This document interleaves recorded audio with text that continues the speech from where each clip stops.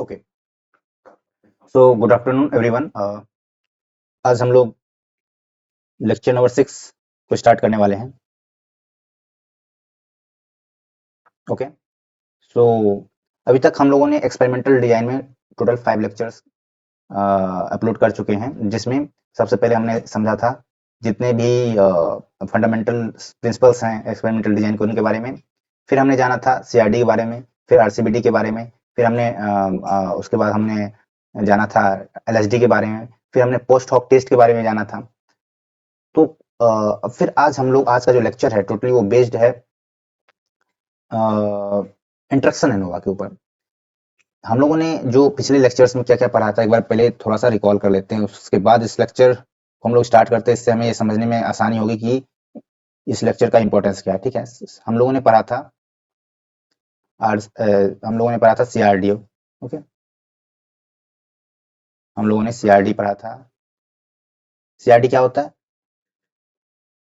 One way classified होता है, यानी कि डाटा को एक ही क्राइटेरिया पे क्लासिफाई करते हैं। फिर हमने पढ़ा आरसीबीडी, इसमें टू वे क्लासिफाइड डाटा होता है। ठीक है,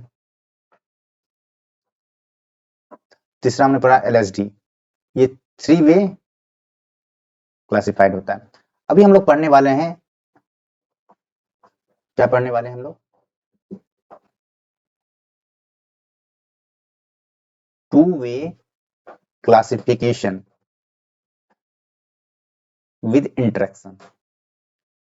हमने पहले टू वे क्लासिफिकेशन पढ़ा था, लेकिन वो विदाउट इंटरेक्शन था। ये जो आरसीबीडी है ये विदाउट इंटरेक्शन था। ठीक है,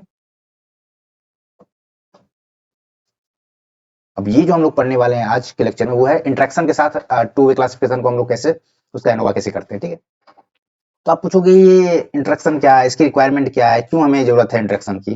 तो हमें इसको हम लोग अगर समझने की कोशिश करें तो आप हमें बताओ टू वे क्लासिफिकेशन का क्या मतलब है? टू वे क्लासिफिकेशन का मतलब है data classified based on two factors या क्राइटेरिया। मैं सही बोल रहा हूं? मान लो ए एंड बी फैक्टर। ठीक है, दो फैक्टर ए एंड बी, इसके बेसिस पे हम लोग डाटा क्लासिफाइड करेंगे। इंटरेक्शन का मतलब क्या हुआ? We will also study interaction effect of interaction effect between A and B. Interaction effect between A and B along with effect of A and effect of B alone. ठीक है, मतलब ए B का जो effect है उसके बारे में तो स्टडी करेंगे ही करेंगे, लेकिन ए और बी के बीच के जो इंटरेक्शन इफेक्ट है उसको भी हम लोग इसमें स्टडी करते हैं। मतलब समझे कि हम लोग जो आरसीबीडी में क्या करते थे, आरसीबीडी में हम लोग इसको हम लोग ऐसे कर सकते हैं, तो इसको हम लोग इस तरीके से समझ सकते हैं। आर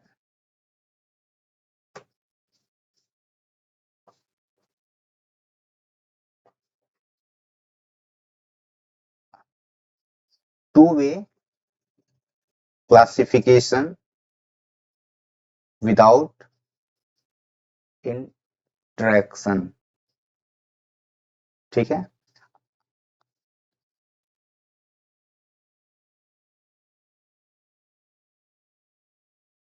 और two way classification with interaction.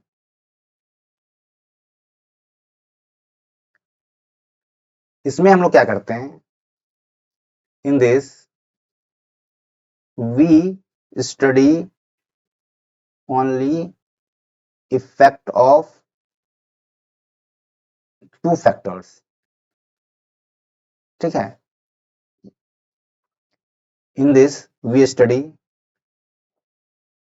Effect of two factors and its interaction.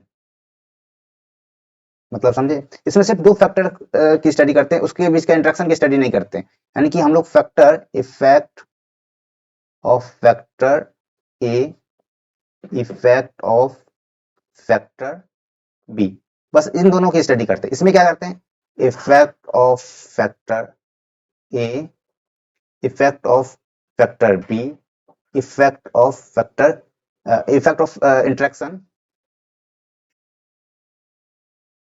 Effect of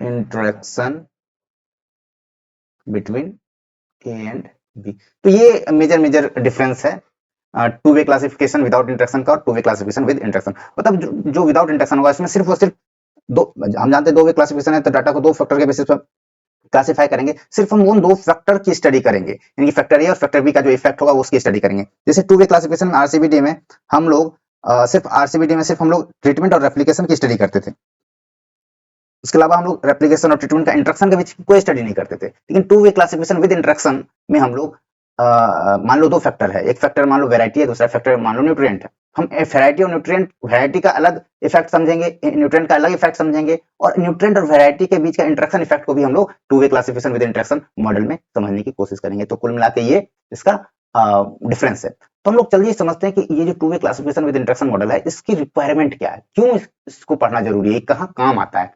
ठीक है, इसको समझते हैं चलिए।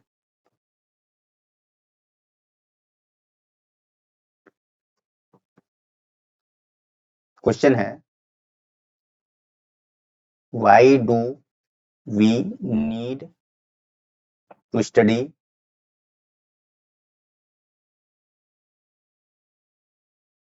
To way classification with interaction model, इसकी क्या जरूरत पड़ गई। ठीक है, तो मैं आपको एग्जांपल से समझाता हूं, आपको बहुत अच्छे से समझ में आएगा। मान लीजिए फॉर एग्जांपल आपके पास 50 जर्म प्लाज्म लाइन है, जर्म प्लाज्म नहीं, यहाँ पे जीनोटाइप ले लो, ठीक है। 50 जीनोटाइप हैं, किसके हैं ये, राइस के हैं। ठीक है, इसको नहीं ऐसे मत समझो, ऐसे समझो।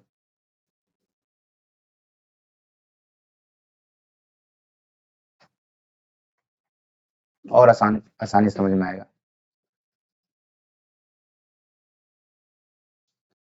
आपके पास मान लो दो वेराइटी है राइस, अब दो वेराइटी है राइस, किसका हम लोगों ने ट्रायल लगाया, आरसीबीडी डिजाइन में लगाया, लोकेशन था दिल्ली, और इसको हम लोगों ने 2026 में लगाया। ठीक है, सेम यही सेम ये जो वेराइटी है इसका हम लोगों ने फिर से ट्रायल लगाया, आरसीबीडी डिजाइन में ही लगाया, लेकिन ये हम लोगों ने पटना में लगाया, और ईयर भी 2026 था। तो इसमें क्या है, सिर्फ लोकेशन चेंज है, बाद बाकी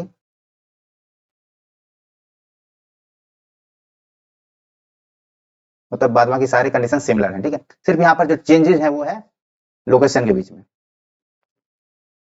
मेरी बात को समझने की कोशिश करना। अपने पास दो वैरायटी है राइस की, दोनों वैरायटी को दिल्ली में भी लगाया और पटना में भी लगाया। मतलब समझिए, दोनों वैरायटी को दिल्ली में भी लगाया, पटना में भी लगाया, आरसीबीडी डिजाइन में लगाया। ठीक है,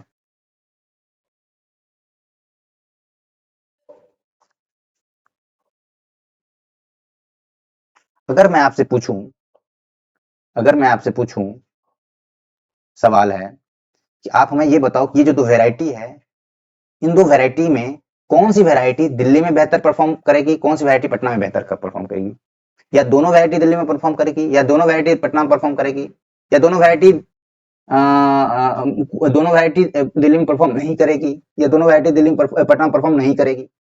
मैं इस सवाल का जवाब कैसे ढूंढ सकता हूँ कि भाई अगर दो वैरायटी है, उसका हम लोगों ने ट्रायल कंडक्ट करवाया आरसीबी डिजाइन में, और हमें जानना है कि कौन सी वैरायटी इन दोनों वैरायटी में से कौन सी पटना के लिए बेहतर है, कौन सी दिल्ली के लिए बेहतर है, कौन सी दोनों लोकेशन के लिए बेहतर है, अगर या कोई लोकेशन के लिए बेहतर नहीं है। अगर ये जानकारी हमें चाहिए तो इसके लिए हमें क्या करना पड़ेगा, इसके लिए हमें हमें इस प्रॉब्लम को सॉल्व करने के लिए ही हमें इंटरेक्शन मॉडल की स्टडी रिक्वायर इंटरेक्शन मॉडल। ठीक है, इस समस्या का समाधान करने के लिए हमें इंटरेक्शन मॉडल की जरूरत होती है।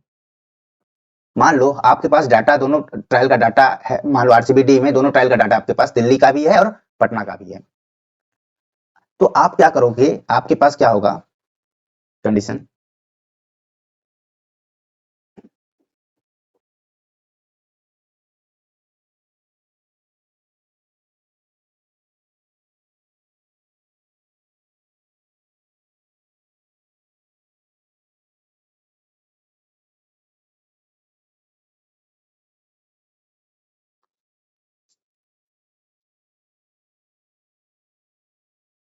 To understand interaction between genotype या वेराइटी एंड जीनोटाइप या variety and location, we need interaction model of ANOVA. समझे? चलिए इसको और अच्छे से समझते हैं। चलिए,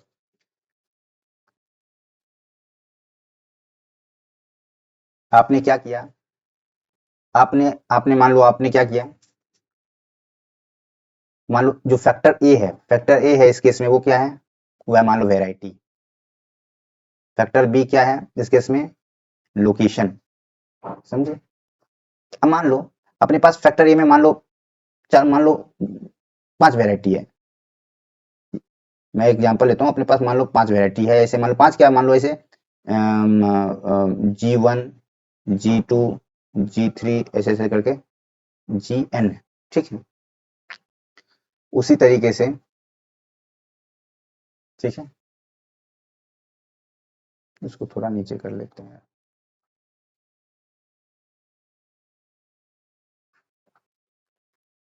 उसी तरीके से आपके पास लोकेशन में मान लो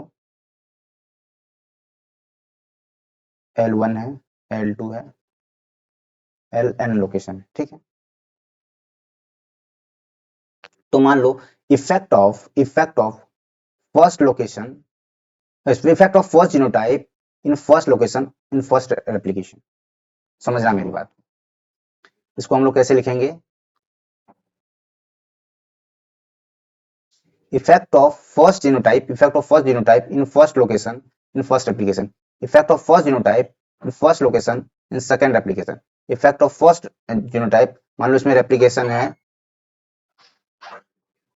3, effect of first genotype in first location in third replication. इसको हम लोग ऐसे लिखेंगे। ठीक है,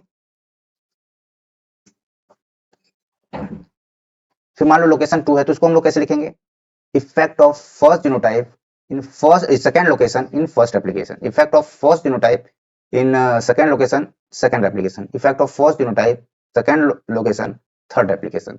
इसी तरीके से हम लोग मान लो LN है तो उसको हम लोग ऐसे लिखते जाएंगे। सिमिलरली हम लोग ऐसे लिखेंगे, ऐसे लिखेंगे, इसमें लिखेंगे। ठीक है, अब क्या है कि ये है टेबल 1।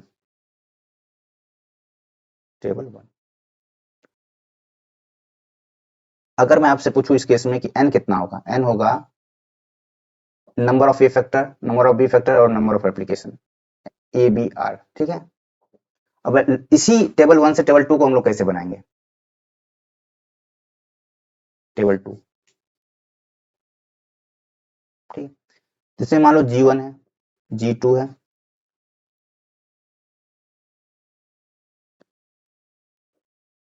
G3 है और ये GN है। ठीक है, लोकेशन 1 है, लोकेशन 2 है, लोकेशन N है। ठीक है, अब हम क्या करेंगे, जो हमारा यहाँ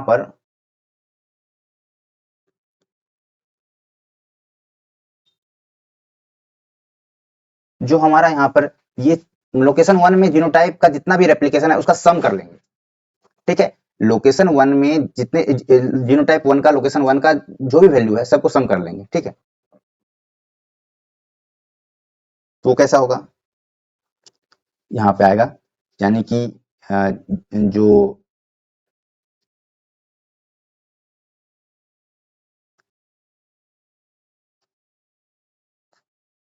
ठीक है, ये सम करेंगे, एवरेज नहीं होगा, ये सम करेंगे। वाई मतलब जो रेप्लिकेशन फर्स्ट, सेकेंड और थर्ड, इसका सम करके यहाँ जो वैल्यू आएगा लिखेंगे, उसी तरह इसका सम करके वहां यहाँ जो वैल्यू लिखेगा, उसी तरह जितने भी लोकेशन होंगे उसका अगर सम करके यहाँ पे वैल्यू लिखेंगे। ठीक है, ठीक है, ऐसे करके जीएन तक। ठीक है, अब इसमें हम क्या करेंगे, जीनोटाइप 1 का जो जो यहाँ पर इन सब का लोकेशन 1 का, लोकेशन 2 का और लोकेशन एन तक का जो भी सम होगा वो लिखेंगे यहाँ पर, यानी कि जीनोटाइप सम, यानी कि ये जो वैल्यू आएगा, ये वैल्यू, ये एवरेज, यानी कि आप समझो कि यहाँ पर इसको लिखो लो A1, A2, A3, इस तरीके से AN। A1 क्या है, sum of all value of G1। ठीक है, G1 का जितना भी ओवर ऑल लोकेशन। ठीक है, मतलब हर एक लोकेशन का जो भी ऑब्जर्वेशन है उसका सम है A1। ठीक है, उसी तरीके से हम लोग यहाँ पे मान लो B1, B2, Bn, ये क्या है, B1, B2, Bn, ये सम है जो लोकेशन 1 का जो ये B1 क्या है, sum of all value of location first, location L1, location first of all genotype.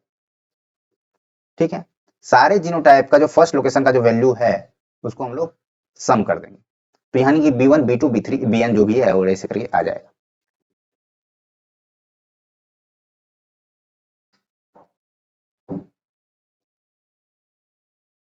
चलो समझो, यहां पर हमने क्या किया है आपको अब समझ में आ रहा होगा। सिंपली आप यहां से समझो, आप जो डेटा लोगे वो कैसे लोगे, कि मान लो आपके पास n नंबर ऑफ जीनोटाइप है और n नंबर ऑफ लोकेशन है, n नंबर ऑफ जीनोटाइप है और n नंबर ऑफ लोकेशन है, तो होगा क्या, जितने भी जीनोटाइप हैं लोकेशन 1 का आपके पास डाटा होगा ओवरऑल रेप्लिकेशन। ठीक है, उसी तरह लोकेशन 2 का डाटा होगा, उसी तरह लोकेशन 3 का डाटा होगा, सो ऑन। ठीक है, तो आप क्या करोगे, जैसे G1 का है लोकेशन 1 का, तो रेप्लिकेशन 1, 2, 3 आप ऐसे समझो R1, R2 और R3, इसमें भी R1, R2, R3, इसमें भी R1, R2, R3, तो ऐसे करके आप डाटा को अरेंज करो, यही करोगे। और इस डाटा को अरेंज करने के बाद, ये हुआ टेबल 1, इसको डाटा को ऐसे अरेंज करना है। इस डाटा को ऐसे अरेंज करने के बाद आप क्या करोगे, जो L1 का जो G1 का L1 का जो जितने भी रेप्लिकेशन का जो डाटा है उसको सम करोगे और यहाँ पे लिखोगे टेबल 2 में। मतलब ये जो रेप्लिकेशन 1, G1 का जो रेप्लिकेशन 1 है लोकेशन 1 में, G1 का जो रेप्लिकेशन 2 है लोकेशन 1 में, G1 का रेप्लिकेशन 3 है लोकेशन 1 में, इन तीनों डाटा को सम करोगे और उसको टेबल 2 में ऐसे करके लिखोगे। ठीक है, तो ये आपके पास लोकेशन 1 का, G1 का जो तीनों का सम, जो सम एवरेज नहीं सम होना चाहिए। एवरेज का मतलब हुआ कि इन तीनों वैल्यू को सम करके डिवाइड बाय 3 करोगे, वो हमें नहीं करना, इन तीनों वैल्यू को सिर्फ सम करना है। ठीक है, उसी तरह लोकेशन 2 में, लोकेशन n में ऐसे करके आपने डाटा बना दिया। अब क्या है, ये जो वैल्यू जो आएगा यहाँ पर, ये जो वैल्यू आएगा, इस वैल्यू को ओवर लोकेशन हर एक जीनोटाइप का सम करोगे तो ये आएगा A1, A2, A3, AN, तो इसको हम लोगों ने ऐसे लिखा। उसी तरह लोकेशन 1 का सम करोगे हर एक जीनोटाइप का आएगा B1, B2, Bn। ठीक है, तो वही हमने आपको बताया कि A1 क्या, sum of all values of G1 over all location. ठीक है, तो ऐसे B1 क्या, sum of all value of location 1 of all genotype. ठीक है, सारे जीनोटाइप का लोकेशन 1 का जो वैल्यू होगा वो हम लोग सम करेंगे तो उसका आएगा B1 का, B1, Bn जो ऐसा कर। ठीक है, तो ये हमने टेबल 1 और टेबल 2 बनाना सीख लिया। अब आसान है, अब चीजें आसान है, अब आपको सारी चीजें बहुत आसानी से समझ में आएगी कैसे करते हैं। ठीक है, अब हम इसका एनोवा मॉडल क्या होगा वो समझते हैं पहले। ठीक है, और फिर एनोवा कैसे कैलकुलेट करते हैं वो सीखेंगे, फिर एक एग्जांपल लेंगे, उस एग्जांपल के माध्यम से हम लोग समझेंगे कि इसको सॉल्व करना सीखेंगे। ठीक है, एक एग्जांपल लेंगे और उसको फिर एनोवा को कैलकुलेट करना सीखेंगे, तो आपको सारी चीजें आसानी से क्लियर हो जाएगी। तो जो इसका एनोवा मॉडल होता है ना, वो होता है, इसे समझो, आरसीबीडी में क्या होता था, आरसीबीडी में अगर आपको याद दिलाऊं तो क्या होता था, वाई आई जे, यहाँ पर के आ जाएगा, इक्वल टू म्यू, म्यू तो वहां पे भी होता था, effect of effect of factor A, effect of factor A, तो उसको हम लोग ऐसे कर देंगे A I, effect of factor B, इसको लिखेंगे B J, interaction effect A और बी का जो इंट्रैक्शन इफेक्ट होगा वो हम लिखेंगे आई जे, ठीक है, प्लस एरर। तो ये सारी चीजें होती थी आरसीबीडी में, एक्सेप्ट ये इंट्रैक्शन नहीं होता था उसमें, इसमें इंट्रैक्शन भी है, तो इसको हम लोग ऐसे लिख सकते हैं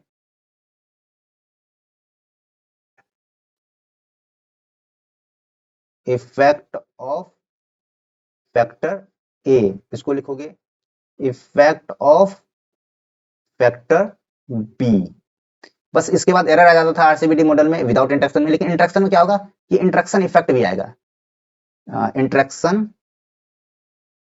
effect of A and B, ठीक है, और ये एरर है, ठीक है, तो ये एनोवा मॉडल होगा इसका। अब आते हैं कि एनोवा इसका कैलकुलेट करेंगे तो करेंगे कैसे। तो सबसे पहले कैलकुलेट करने के लिए हम लोग सबसे पहले क्या कैलकुलेट करते हैं, फर्स्ट करेक्शन फैक्टर, यही करते हैं। करेक्शन फैक्टर कैलकुलेट करने का क्या फॉर्मूला है, ग्रांड टोटल का होल स्क्वायर अपॉन एन। अब समझो कि यहाँ ग्रांड टोटल क्या होगा, यहाँ ग्रांड टोटल कुछ नहीं होगा, आप अगर इसको सम करके ऐसे करोगे या इसको सम करके ऐसे करोगे, यही ग्रांड टोटल होगा, समझे। तो ग्रांड टोटल आपको समझ में आ गया क्या होगा,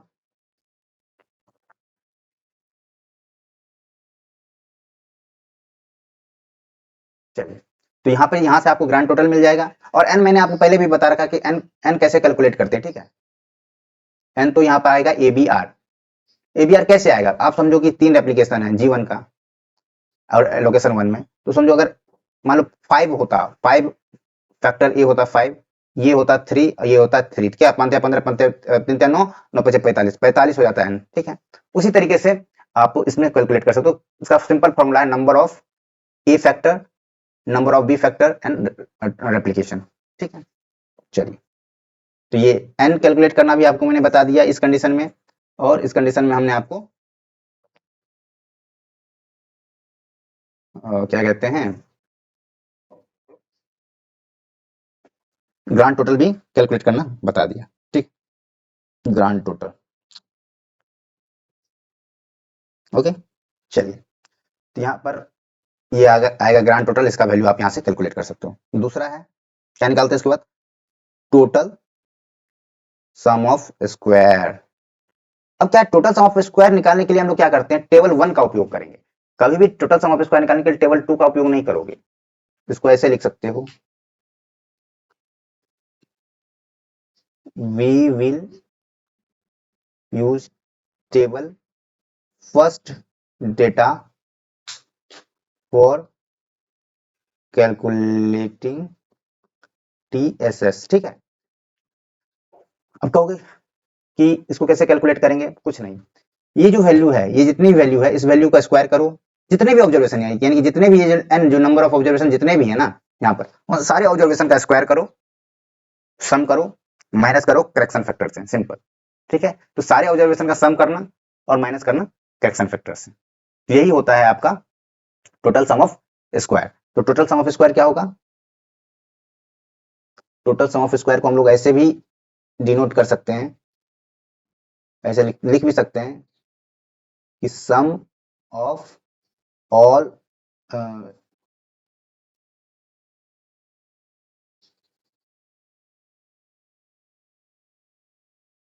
square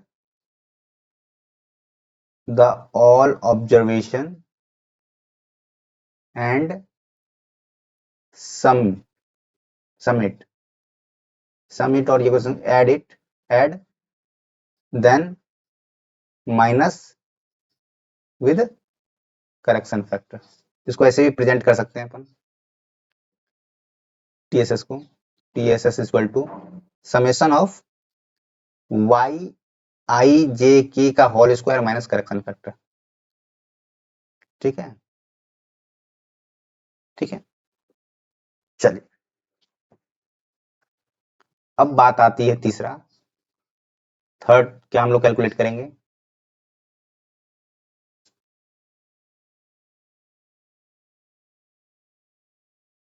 some of square of all observation in table 2। क्या होता है टेबल 2 में, क्या है, क्या सीन है, क्या है यार ये? Sum of all observation in table 2। अब ये जो टेबल 2 है अपने पास, ये जो वैल्यू आया है, इसको सम करने के बाद का जो वैल्यू आया है ना, इसका स्क्वायर करेंगे। मेरी बात समझिए, उसमें क्या था, इंडिविजुअली इसका स्क्वायर करते थे ना, इसमें जो सम करने के बाद का जो वैल्यू आया ना, उसका स्क्वायर करेंगे। उन सारे वैल्यू का हम लोग इसमें स्क्वायर करेंगे, और उस वैल्यू को स्क्वायर करने के बाद उसका डिवाइड करेंगे रेप्लीकेशन से, नंबर ऑफ रेप्लीकेशन से। तो हम क्यों, क्योंकि सारे रेप्लीकेशन का सम है, तो नंबर ऑफ रेप्लीकेशन से डिवाइड करेंगे, जो वैल्यू आएगा उसको हम लोग माइनस करेंगे करेक्शन फैक्टर से। समझे? चलिए,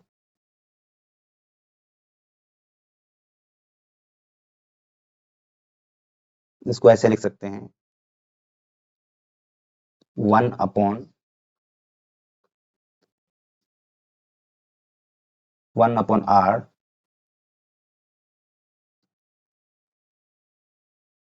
समेशन ऑफ yij का whole square minus correction factor. इसको मैं आपको नॉर्मली ऐसे समझो, we square all observation in table 2 and then add it, after that we divide the value with r and then minus with correction factor. आसानी से समझ में आएगा इसको हम लोग, इसलिए मैं लिख रहा हूं ना कि ये प्रोसीजर है भाई, ये समझना जरूरी है जो मैं ये समझा रहा हूं, क्योंकि फॉर्मूला तो मैं लिख दूंगा, फॉर्मूला लिखना कोई बहुत बड़ी बात, लेकिन फॉर्मूला समझ में नहीं आता ना उसका जो शॉर्ट फॉर्म है, तो इसको हम लोग ऐसे भी लिख सकते हैं, sum of square due to sum of square total sum of square due to table 2। तो इसको हम लोग ऐसे लिख सकते हैं, 1/r समेशन yij का होल स्क्वायर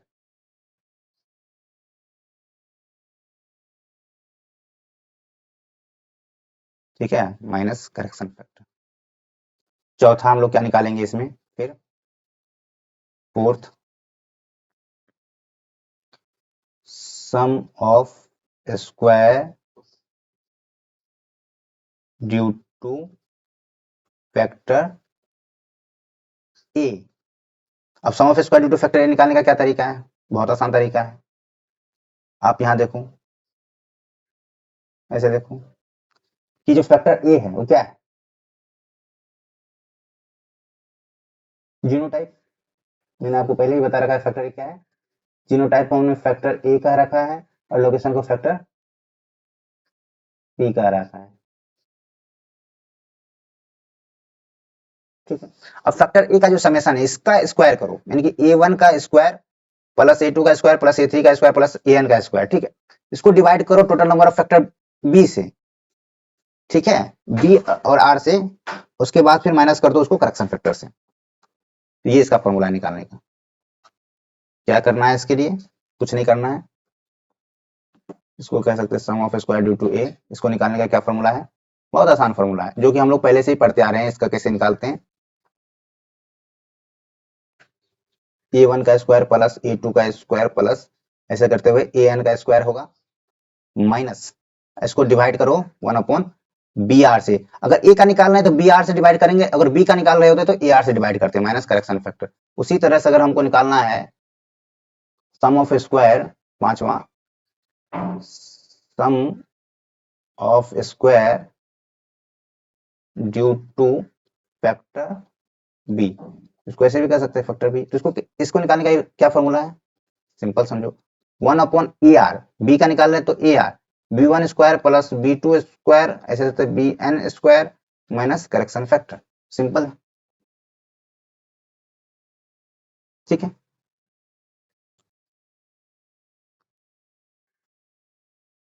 चलिए अब 6, इसके बाद हम लोग क्या निकालते हैं, sum of square due to interaction.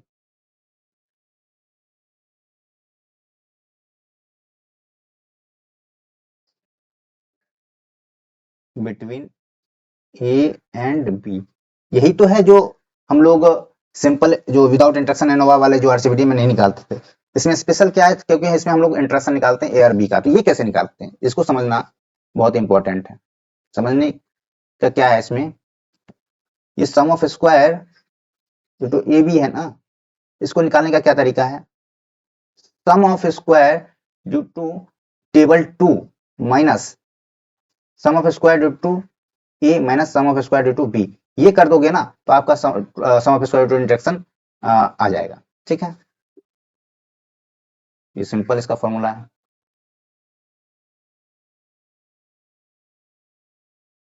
ये ध्यान में रखना, ये निकालने के लिए जो हम लोगों ने टेबल 2 से जो ये सम ऑफ स्क्वायर निकाला है, ठीक है, इसको इससे और इससे माइनस कर देंगे तो हमारे पास इंटरेक्शन का सम ऑफ स्क्वायर निकल जाएगा। सातवां हमें क्या निकालना है, एरर, क्या निकालना है, error, sum of square due to error, ये कैसे निकलेगा, इसको निकालने का बहुत आसान तरीका है। एरर निकालने के लिए हमें क्या करना पड़ता है, एरर निकालने के लिए हमें क्या करना पड़ता है, इसको टोटल सम ऑफ स्क्वायर में से माइनस करते हैं, sum of square due to A minus sum of square due to B minus sum of square due to A B, समझे, ये फॉर्मूला है, इसको ध्यान से देखो। ये जो टोटल जो टेबल 1 से आया था ना, ये है TSS1, टेबल 1 से जो आया है उसको माइनस करेंगे सम ऑफ स्क्वायर ए से, सम ऑफ स्क्वायर बी से और सम ऑफ स्क्वायर ए बी से, तो आ जाएगा अपने पास क्या, ये कैसे लिखा, अपने पास क्या आ जाएगा, एरर आ जाएगा, ठीक है, गॉट इट।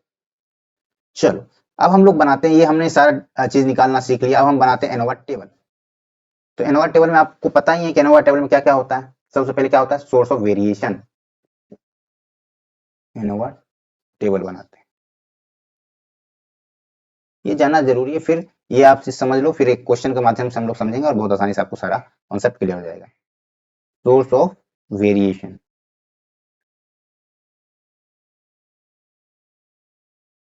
फिर क्या होता है, डिग्री ऑफ फ्रीडम, फिर क्या होता है, सम ऑफ स्क्वायर जो कि हम लोग निकालते हैं, फिर MSS होता है, फिर क्या होता है, F वैल्यू होता है, ये होता है। तो आप बताओ इसमें सोर्स ऑफ वेरिएशन क्या क्या है, सबसे पहले सोर्स ऑफ वेरिएशन है फैक्टर ए,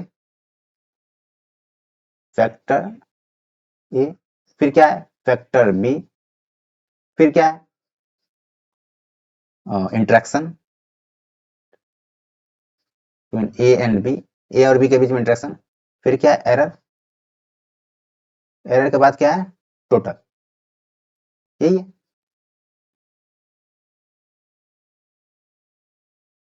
चलिए अब हमको आप हमको बताइए कि फैक्टर ए से का डिग्री ऑफ फ्रीडम क्या होगा, A-1, फैक्टर बी का क्या होगा, B-1, इंट्रैक्शन का क्या होगा, A-1 और B-1, टोटल क्या होगा, ABR-1, और ABR-1 को और इन तीनों से माइनस कर दो, ABR-1 को इन तीनों से अगर माइनस कर दो, जो बचा हुआ है वही तो एरर होता है, यानी कि इन तीनों का जो डिग्री ऑफ फ्रीडम है उसको टोटल के डिग्री ऑफ फ्रीडम से माइनस कर दो तो वो एरर का डिग्री ऑफ फ्रीडम हो जाएगा, ठीक है। तो वो क्या आएगा, अगर आप करोगे तो वो आएगा आपके पास ABR-1, ठीक है। सम ऑफ स्क्वायर तो आपको पता ही है, आप sum of square due to A आपने निकाल रखा है, sum of square due to B भी निकाल रखा है, sum of square due to interaction भी निकाल रखा है, ठीक है, sum of square due to error भी निकाल रखा है, टोटल सम ऑफ स्क्वायर भी निकाल रखा है। उसी तरह MSS निकालने के लिए कुछ नहीं करना होगा, MS ए निकालना होगा, mean sum of square due to A निकालने के लिए SS A upon degree of freedom A-1। उसी तरह MS B निकालने के लिए क्या करना होगा, SS B upon B-1। MS AB निकालने के लिए क्या करना होगा, SS A B upon A minus one B minus one. M S E निकालने के लिए क्या करना पड़ेगा, S S E upon A B R minus one. ये सारी चीजें मैंने आपको पहले बता रखी है कि हम लोग जब सम ऑफ स्क्वायर को डिग्री ऑफ फ्रीडम से, उसके डिग्री ऑफ फ्रीडम से माइनस करते हैं तो क्या निकलता है, मीन सम ऑफ स्क्वायर, ठीक है। और एफ वैल्यू, एफ ए का क्या होगा, M S A upon M S E. F B का क्या होगा, M S B upon M S E. और एफ ए बी का क्या होगा, M S A B upon M S C.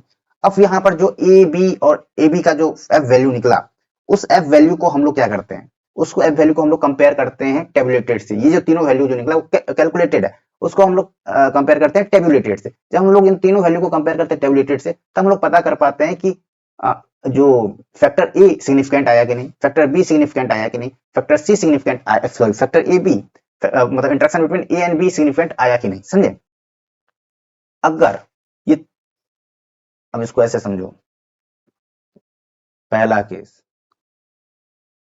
First case, if F a significant, दूसरा if F be significant, तीसरा if F A be significant. इसका क्या मतलब हुआ, अगर सिग्निफिकेंट तीनों आता है तो उसका मतलब क्या हुआ, सॉरी, अगर एफ ए सिग्निफिकेंट आता है इसका मतलब होता है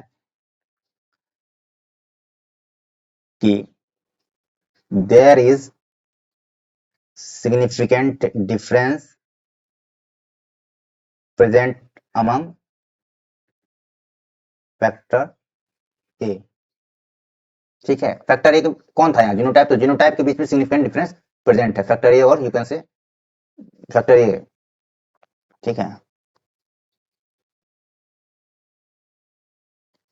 इसमें है there is significant difference present among factor B, there is significant difference present among present between present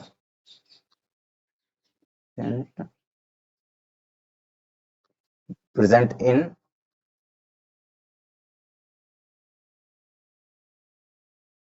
ऐसे नहीं, इसको ऐसे लिखो,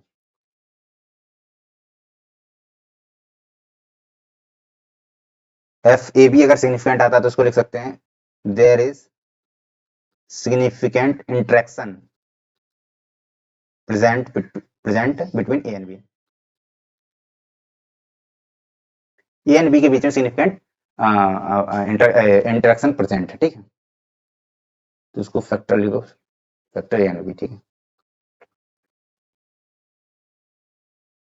ओके। इसका ये मतलब हुआ, आप रिजल्ट का कैलकुलेशन मतलब रिजल्ट का इंटरप्रिटेशन ऐसे निकालोगे।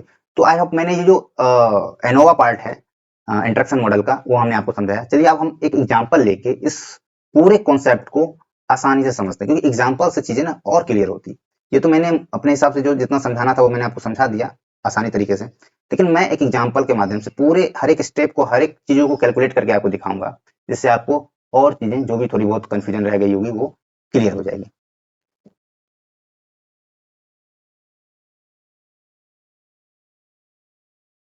चलिए स्टार्ट करते हैं। हमारे पास एक क्वेश्चन है, हमारे पास 3 लोकेशन है, दिल्ली, पटना, लुधियाना। हमारे पास 4 जीनोटाइप है, G1 G2 G3 G4। Location हमारे पास 2 है, ठीक है। ये हमारे पास क्वेश्चन है और वो कहता है कि आप कैलकुलेट एनोवा इंटरेक्शन एनोवा, ठीक है। हमें इंटरेक्शन एनोवा कैलकुलेट करने के लिए बोला है। हमारे पास टेबल 1 और टेबल 2 दोनों दे रखा है। टेबल 1 आपको दिया रखा है, क्वेश्चन में आपको टेबल 1 ही दिया रखा होगा, ठीक है। टेबल 1 में क्या डाटा दे रखा है, जैसे कि हमारे पास 2 रेप्लिकेशन है, तो दिल्ली और दिल्ली जो लोकेशन और जीनोटाइप का जो हर जीनोटाइप का हर लोकेशन में जो 2 रेप्लिकेशन का डाटा हमें दे रखा है, ठीक है। तो ये जो हमारे पास जो डाटा है, इस डाटा के माध्यम से हम लोग टेबल 2 जनरेट करते हैं खुद से, ठीक है।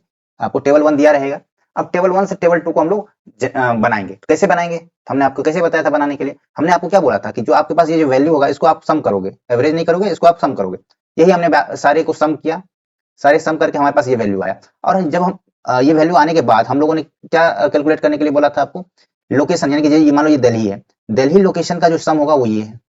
इसी को हम लोगों ने B1 बोला, B2 बोला, B3 बोला, इसको हम लोगों ने क्या बोला था, A1 बोला था। अगर हमारे पास फैक्टर, इसको अगर हम फैक्टर A माने और इसको हम फैक्टर B माने, ठीक है, लोकेशन को फैक्टर B माने और जेनोटाइप को अगर हम फैक्टर A माने, तो हमारे पास क्या आएगा, ठीक है, ये आएगा, ठीक है। ये अपना ग्रांड टोटल आ गया। तो ये डाटा अपने पास दे रखा है, उसके माध्यम से हमने ये सारा चीज कैलकुलेट किया। आपको सिर्फ और सिर्फ क्या दे रखा होगा, ये टेबल दे रखा होगा। आप इस टेबल से आप ये सारी डाटा को जनरेट करोगे। कैसे जनरेट करोगे, सबसे पहले ऐसे आप इसको सम करके ये लिखोगे, इसको ये लिखने के बाद आप ऐसे करके हर एक लोकेशन का सम, यानी 3 लोकेशन है 3 सम होगा, उसी तरह हर जीनोटाइप का सम करके ऐसे आप लोग लिख लोगे और ग्रांड टोटल निकाल लोगे। अब ये निकालने के बाद स्टार्ट करते हैं हम लोग एनोवा टेबल बनाना या एनोवा के हर एक कंपोनेंट को निकालना। सबसे पहले हम लोग क्या निकालते हैं, करेक्शन फैक्टर। करेक्शन फैक्टर निकालने के लिए जीटी का होल स्क्वायर अपॉन एन। अब यहाँ पे एन क्या होगा, एन होता है ए बी आर। ए कितना है 5 है, बी कितना है 3 है, आर कितना है 2 है, 5 या 15 2 30, ओके 4 है, सॉरी ये अपने पास 4 है, माई मिस्टेक, ये 4 है, 4 4 से 12 दूनी 24, ठीक है। तो एन अपने पास 24 आ गया। तो कैलकुलेट कर लो, चलो करेक्शन फैक्टर कैलकुलेट करो। करेक्शन फैक्टर ग्रांड टोटल आया 843 अपॉन 24। ये आप अगर कैलकुलेट करोगे तो ये कैलकुलेट करने के बाद जो वैल्यू आएगा वो वैल्यू होगा आपको 29610.375। इसके बाद आप सेकंड क्या कैलकुलेट करते हो, टोटल सम ऑफ स्क्वायर हम लोग कैलकुलेट करते हैं। Total sum of square of table 1 ये कैलकुलेट करते हैं ना। ये कैलकुलेट करने के लिए हम लोग क्या करते थे, सारे टेबल 1 के जितने भी ऑब्जर्वेशन हैं उसका हम लोग स्क्वायर करते थे और उसको सम करते थे, ये करते थे। यानी कि यहाँ 36 का स्क्वायर, जैसे मान लो ये 36 का स्क्वायर, फिर 30 का स्क्वायर, फिर 33 का स्क्वायर, 35 का स्क्वायर, 40 का स्क्वायर, 38 का स्क्वायर, ऐसे करते हुए आप लास्ट तक यहाँ तक सबका स्क्वायर करोगे। स्क्वायर करने के बाद उसको सम करोगे, यही करोगे। तो ये आप अगर करोगे, इसको ऐसे लिख सकते हैं अपन, 36 का स्क्वायर, इसको आप ऐसे लिखो, 36 का स्क्वायर प्लस 30 का स्क्वायर प्लस 33 का स्क्वायर, ऐसे ऐसे करते हुए प्लस 30 का स्क्वायर माइनस करेक्शन फैक्टर। तो ये आप करके निकालोगे तो आपके पास जो वैल्यू आएगा वो आएगा 228.625, ठीक है। फिर आप क्या करोगे, थर्ड वैल्यू कैलकुलेट करोगे। थर्ड वैल्यू कैलकुलेट करोगे वो होगा सम ऑफ स्क्वायर, यानी total sum of square due to table 2, यही कैलकुलेट करते हैं। इसको कैलकुलेट करने के लिए क्या करोगे आप, जो टेबल 2 का जो टोटल सम ऑफ स्क्वायर है, टेबल 2 का जितने भी ऑब्जर्वेशन है उसका स्क्वायर करो। टेबल 2 का जो सम जो ऑब्जर्वेशन है, जैसे 66 का स्क्वायर प्लस 68 का स्क्वायर, ऐसे ऐसे करते करते 68 का स्क्वायर, ये करोगे 1 अपन आर करते, तो आर कितना है 2 माइनस करेक्शन फैक्टर। आप अगर ये करोगे, ये करने के बाद आपके पास जो वैल्यू आएगा वो आएगा 148.125, ठीक है। चलिए अब फोर्थ जो कंपोनेंट हम लोग निकालते हैं वो निकालते हैं इसमें, sum of square due to factor A. Sum of square due to factor A, ये निकालने का क्या तरीका है, फैक्टर ए को निकालने का तरीका है कि बी आर, बी कितना है यहाँ पर 3, आर कितना है 2, 3 इंटू 2 करेंगे, ठीक है।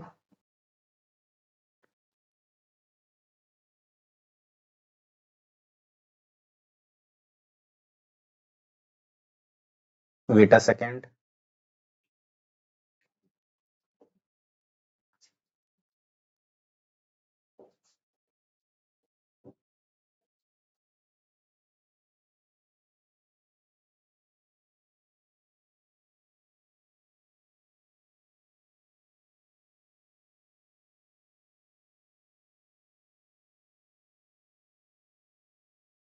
तो हम लोग क्या करेंगे, sum of square due to A factor का निकालने के लिए हम लोग क्या करेंगे,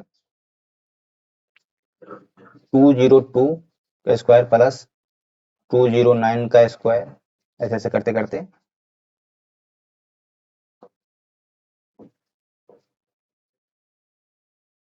टू जैसे ए निकालने के लिए ए का 202 का स्क्वायर, 209 का स्क्वायर, 217 का स्क्वायर, 215 का स्क्वायर, इस सब सारा का स्क्वायर करके सम करके हम लोग करेक्शन फैक्टर से माइनस कर देंगे, प्लस 215 का स्क्वायर माइनस करेक्शन फैक्टर। ये जब आप करोगे तो इसका जो वैल्यू आएगा वो वैल्यू आएगा अराउंड 22.79, 22.79। ठीक है, फिर आप फिफ्थ कंपोनेंट क्या निकालते हो? फिफ्थ कंपोनेंट अपन निकालते हैं sum of square due to B factor. तो बी फैक्टर निकालने के लिए, सम ऑफ स्क्वायर निकालने के लिए क्या करना पड़ेगा? 1 upon divide by A R. A क्या है? 4 है, और आर क्या है? 2 है। और उसके बाद क्या करो, यहाँ पर 283 का होल स्क्वायर प्लस 282 का होल स्क्वायर प्लस 278 का whole square minus correction factor. ये करोगे तो ये क्या आ जाएगा आपके आपके पास? अराउंड 1.75 इसका वैल्यू आएगा। मतलब बी निकालने के लिए हमें क्या करना पड़ेगा? इसका स्क्वायर, इसका स्क्वायर, इसका स्क्वायर, उसका सम करो, डिवाइड करो बी आर, यानी कि बी सॉरी ए आर। ए कितना है? 4, 4 दूनी 8, 8 से डिवाइड करो, माइनस करो करेक्शन फैक्टर से, तो वो आएगा अराउंड 1.75 इस केस में। ठीक है, फिर सिक्स्थ जो हम लोग निकालते हैं वो निकालते हैं interaction. Interaction sum of square to A B, यही ना? ये निकालने के लिए क्या करना पड़ता है हमें? ये निकालने के लिए हमने क्या फॉर्मूला देखा था कि total sum of square due to table 2 minus sum of square due to A minus sum of square due to B. तो ये आप करोगे, तो इसका वैल्यू आएगा around 123.58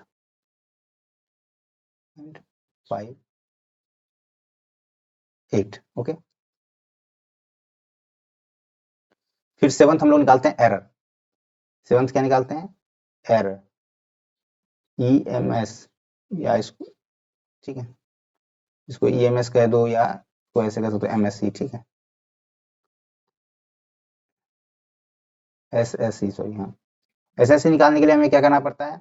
total sum of square due to table 1 minus sum of square due to A minus sum square due to B minus sum of square due to A B. अगर आप ये करो तो इसका जो वैल्यू आएगा, निकाल के आप देख लेना, ये वैल्यू आएगा अराउंड आपको आपके पास वो आएगा 80.5। तो चलिए, अपने पास सारे सम ऑफ स्क्वायर आ चुके हैं। अब हम लोग बनाते हैं एनोवा टेबल इसका।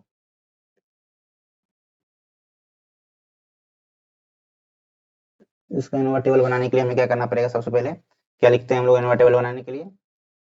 सम of sorry source of variation.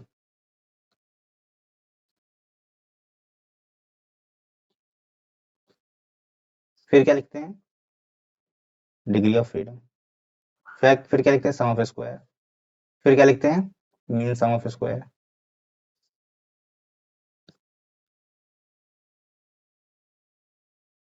फिर क्या लिखते हैं? F value. ये लिखते हैं। तो चलिए एक एक करके हर एक चीज को निकालते हैं। इसमें क्या क्या है? सबसे पहले है आपके पास source of variation, genotype, A factor जो उसको कहेंगे। फिर है अपने पास लोकेशन, जिसको बी फैक्टर कहेंगे। फिर अपने पास है इंटरेक्शन, किसके किसके बीच में? जी इंटू एल। ठीक है, फिर है एरर,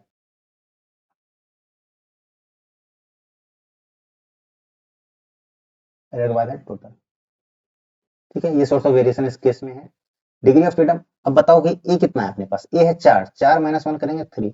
बी कितना है? 3, 3 माइनस 1 करेंगे 2। इंटरेक्शन कितना आएगा?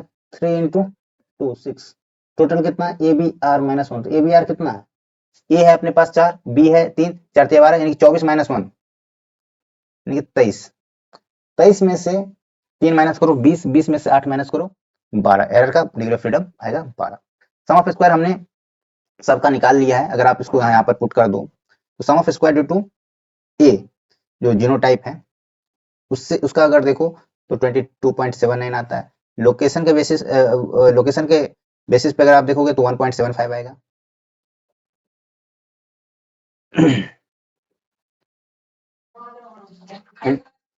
इंटरेक्शन के बेसिस पे आप देखोगे तो इंटरेक्शन के बेसिस पे आएगा sum of square 123.58। Sum of square due to interaction कितना है? 123.58 और एरर है 80.5। ठीक है, ये हमने अभी निकाला है, ऊपर आपने देखा है। टोटल कितना है? 228.62 यही है। अब MSS निकालने के लिए क्या करना पड़ता है? MSA निकालने के लिए हमें क्या करना पड़ता है? 22.79 को डिवाइड करना पड़ेगा 3 से, ये आएगा अपने पास 7.597। ऐसे ही अगर MSB निकालना हो तो वो कैसे निकालेंगे? MSB अगर ऐसे निकालोगे तो वो आएगा आपके पास 0.875। MS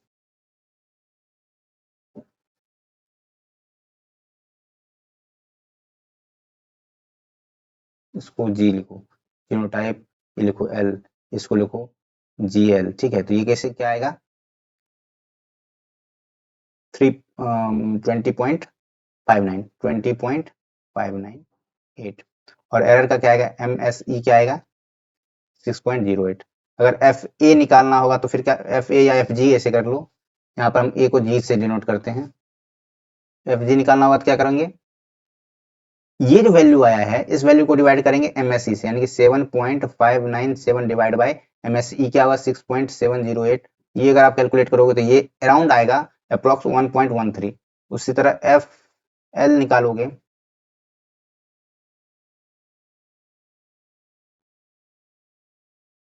अगर FL निकालोगे तो वो आपको आएगा 0.13। उसी तरीके से FGL का जो इंट्रैक्शन है जीनोटाइप और लोकेशन का वो निकालोगे तो वो आएगा 3.07। अब समझो ये हमारे पास कैलकुलेटेड एफ वैल्यू आया। अगर हम टेबुलेटेड एफ वैल्यू से इसको कंपेयर करें, ठीक है, अगर इसको हम लोग टेबुलेटेड एफ वैल्यू से कंपेयर करें तो इसमें सिर्फ जो इंट्रैक्शन है वो सिग्निफिकेंट आता है, ठीक है। तो इसका क्या मतलब हुआ? इसका मतलब हुआ इसमें इंट्रैक्शन सिग्निफिकेंट है। ये तो चलिए एग्जाम्पल डेटा था, रफ डेटा था, इसलिए इसमें इस तरीके से आया, नहीं तो अगर रियल डेटा होता है इसमें चीजें अलग होती हैं, ठीक है। तो इसका मतलब हुआ कि इसमें इंट्रैक्शन इफेक्ट है, लेकिन जीनोटाइप और लोकेशन के बीच में कोई वेरिएशन नहीं है। तो ये तो एग्जाम्पल डेटा, लेकिन रियलिटी में ऐसा नहीं होता है। रियलिटी में जीनोटाइप में भी आपको वेरिएशन दिख सकता है, लोकेशन के बीच में भी वेरिएशन दिख सकता है और इंट्रैक्शन में भी आपको दिख सकता है। तो कुल मिला के मैंने आपको इंट्रैक्शन एनोवा निकालना आपको मैंने समझा दिया। मैं आपको फिर से समझाता हूँ कि इंट्रैक्शन हम लोग तब निकालते हैं जैसे G इंटू ई। आप अगर आप प्लांट ब्रीडिंग के स्टूडेंट हो तो आपको G इंटू ई का कॉन्सेप्ट आपको पता होगा। जीनोटाइप और इन्वायरमेंट का इंट्रैक्शन जो होता है ये बहुत इंपॉर्टेंट होता है, और ये G इंटू ई के माध्यम से ही हम लोग स्टेबिलिटी एनालिसिस कर पाते हैं। और ये जो स्टेबिलिटी एनालिसिस है इसी के माध्यम से हम रिकमेंडेशन करते हैं किसी वैरायटी को, वो कौन सी वैरायटी किस लोकेशन के लिए सुटेबल होगा, ठीक है। तो चलिए ये स्टेबिलिटी एनालिसिस हम लोग क्वांटिटेटिव जेनेटिक्स में डिटेल में पढ़ेंगे। मैंने आपको G इंटू ई निकालना यहाँ सिखा दिया। तो आप अगर इस वीडियो को आप अच्छे से ध्यान से पढ़ोगे तो जब आप स्टेबिलिटी एनालिसिस पढ़ोगे उस समय जो पूल्ड एनोवा हम लोग करते हैं उस समय आपको बहुत आसानी होगी समझने में, कि मैंने यहाँ पर सारी चीजों को मैंने डिटेल में एनोवा पार्ट को तो कम से कम मैंने आपको समझा ही दिया है। ऐसा नहीं है कि ये जो इंट्रैक्शन एनोवा है वो सिर्फ और सिर्फ प्लांट ब्रीडिंग में यूज होता है। ये आपको मैं आपको एक चीज क्लियर कर देता हूँ, जितने भी मैंने डिजाइन पढ़ाए हैं वो मैंने प्लांट ब्रीडिंग के पर्सपेक्टिव से एग्जांपल देके समझाया। इसका ये कतई मतलब नहीं है कि वो सिर्फ और सिर्फ प्लांट ब्रीडिंग और जेनेटिक्स या प्लांट ब्रीडिंग के स्टडी में ही यूज होता है। वो हर फील्ड में यूज होता है। वो सॉइल साइंस में यूज होगा, वो एग्रोनॉमी में यूज होता है, हर तरह का ट्रायल लगाने में यूज होता है, इवन मेडिसिन में भी यूज होता है, ठीक है। तो ऐसा कुछ नहीं है कि ये सिर्फ इसी प्लांट ब्रीडिंग के लिए ही बना हुआ है। वो एनिमल रिसर्च वेटनरी वाले भी वो डिजाइन को यूज करते हैं, बहुत सारे डिजाइन को।